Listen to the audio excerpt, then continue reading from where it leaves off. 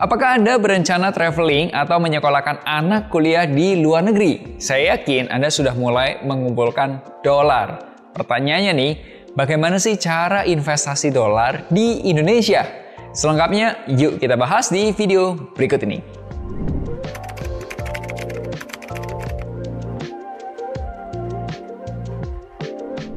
Hai, ketemu lagi nih bersama saya Melvin Mumpuni di channel YouTube Moduit.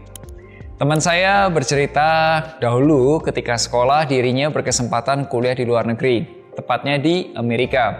Nah, teman saya ini bertanya, seandainya dirinya ingin mempersiapkan uang untuk anak kuliahnya di luar negeri, bagusnya investasi apa ya? Nah, teman saya ini mengatakan, apakah cocok investasi saham US dan cryptocurrency? Nah, yuk langsung aja kita bahas. Chapter 1, kapan waktu yang pas untuk beli dolar? Dan chapter 2, investasi dolar yang resmi di bawah OJK, dan yang terakhir, yang ketiga, pro and cons-nya saham US dan kripto. Yuk, kita mulai. Chapter 1, kapan waktu yang pas beli dolar? Pertanyaan pertama adalah, kapan waktu yang pas untuk beli dolar? Jawabannya untuk orang awam adalah beli rutin aja setiap bulan, alias dollar cost averaging atau DCA. Misal, setiap bulan beli sekitar $1.000 gitu. Ketika harganya lagi murah ya kita bisa beli dolar lebih banyak. Lumayan kan ya? Setiap tahun bisa terkumpul kurang lebih 12.000 sampai 15.000 dolar. Tapi, apakah ada cara yang lebih optimal? Sebenarnya Anda dapat menanyakan kepada wealth advisor mengenai tren kurs rupiah dolar. Idenya sama, memang beli ketika rupiah sedang menguat.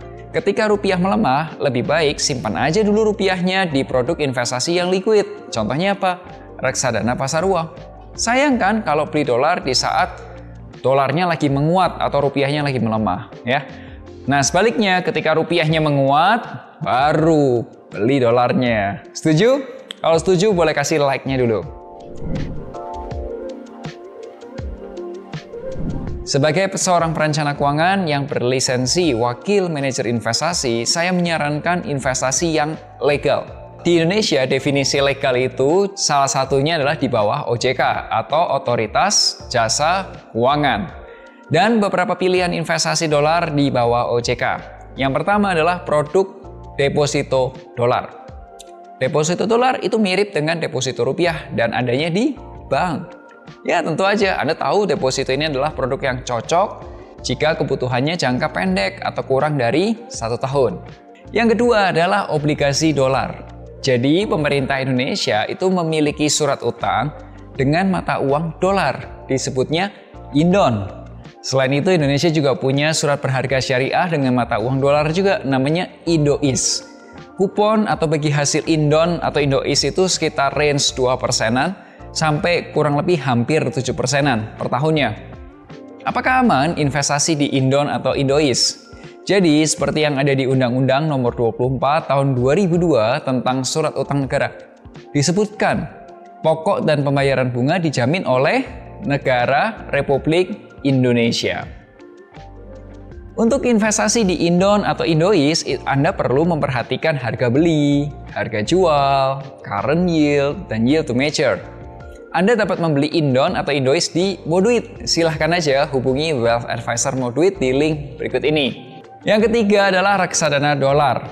Anda juga dapat menginvestasikan dolar ke saham-saham luar negeri melalui reksadana saham syariah. Contoh nih ya, ada sebuah produk namanya BNP Paribas Global Titan 50, reksadana saham syariah. Di dalamnya ada beberapa saham US, seperti saham Alphabet. Alphabet itu induk perusahaan dari Google. Ada saham Apple, ASML Holding, itu perusahaan semikonduktor, dan lain sebagainya. Selain itu, ada juga beberapa merek reksadana yang isinya saham-saham US. Contohnya apa? Tadi yang pertama, ada BNP Paribas Global Titan 50, ada BNP Paribas Cakra Syariah US Dollar, ada BNP Paribas Greater China Equity Syariah US Dollar, ada yang Manulife Syariah Global Dividend Dollar AS kelas E2 yang memberikan dividen. Kelima ada Manulife Saham Syariah Asia Pasifik. Ada juga Manulife Greater Indonesia Fund. Nah, Anda dapat membeli reksadana US dollar ini di Moduit. Jadi langsung aja hubungi wealth advisor Moduit di link berikut ini.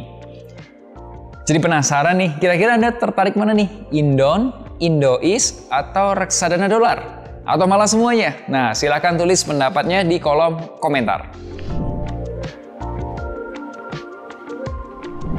Vin, bagaimana dengan saham US dan kripto? Di Indonesia nih, saham US dan kripto selama video ini buat ya, sampai video ini dibuat, Oktober 2024, secara regulasi agak berbeda nih dengan produk-produk sebelumnya. Saham US sebenarnya belum ada di Indonesia. Adanya adalah efek lain yang namanya CFD, saham US. CFD itu apa? Contract for Differentiations. Jadi semacam efek yang meniru atau mimicking pergerakan harga saham aslinya. Pertanyaannya, misal nih, apakah beli CFD saham Apple itu artinya memiliki saham Apple? Jawabannya, tidak. Iya betul, saham itu memang betul bukti kepemilikan sebuah perusahaan. Tapi CFD saham US itu bukan bukti kepemilikan perusahaan. CFD saham US di Indonesia itu diatur oleh Bapepti, Badan Pengawas Perdagangan Berjangka dan Komoditi, bukan oleh OJK ya. Nah, gimana dengan kripto seperti Bitcoin contohnya? Jadi betul, sejak tahun 2021 Indonesia memperbolehkan perdagangan Bitcoin dan cryptocurrency. Dari 2001 sampai 2024 ini, izin cryptocurrency itu ada di Bapepti. Nanti Januari 2025 dan kedepannya, rencananya izin kripto itu akan ada di OJK. Nah, teman-teman, jika Anda ingin tahu lebih banyak mengenai layanan Wealth Advisor dan produk-produk investasi di pasar modal seperti reksadana, obligasi, saham, maka Anda dapat berkonsultasi dengan ahlinya, yaitu Wealth Advisor. Semoga video ini bisa bermanfaat dan share kalau Anda suka video ini. Sampai jumpa di Mocuan minggu depan bersama Moduit, investasi reksadana, obligasi, saham, aman, mudah dan terpercaya.